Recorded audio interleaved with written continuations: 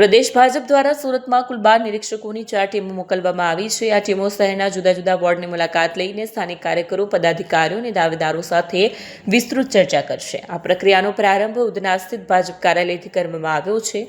નિરીક્ષકોની team દ્વારા 3 દિવસમાં તમામ 30 વોર્ડના દાવેદારોની સુનાવણી કરવામાં આવશે। આ માટે કાર્યક્રમ નક્કી કરાયો છે। વોર્ડ નંબર 1 થી 12ના દાવેદારોને સાંભળવામાં આવશે। આજે ગુરુવારે વોર્ડ નંબર 13 થી 24ના દાવેદારોની સુનાવણી યોજાશે। શુક્રવારે બાકી રહેલા વોર્ડ નંબર 25 થી 30ના દાવેદારો પર ચર્ચા કરાશે। દરેક બેઠક માટે 3 સંભવિત ઉમેદવારોની યાદી તૈયાર કરાશે। આ સુનાવણી પ્રક્રિયા બાદ નિરીક્ષકોની ટીમ દરેક વોર્ડની બેઠક માટે 3 સંભવિત ઉમેદવારોની યાદી તૈયાર કરશે। આ યાદી અંતિમ નિર્ણય માટે પ્રદેશ ભાજપને સોંપવામાં આવશે। પાર્ટીના સૂત્રોના જણાવ્યા અનુસાર આ યાદી તૈયાર કરતી વખતે ઉમેદવારની લોકપ્રિયતા, કાર્યક્ષમતા, સ્થાનિક સંપર્કો અને વોર્ડમાં પાર્ટીની મજબૂતાઈ જેવા અનેક મુદ્દાઓને ધ્યાનમાં રાખવામાં આવશે।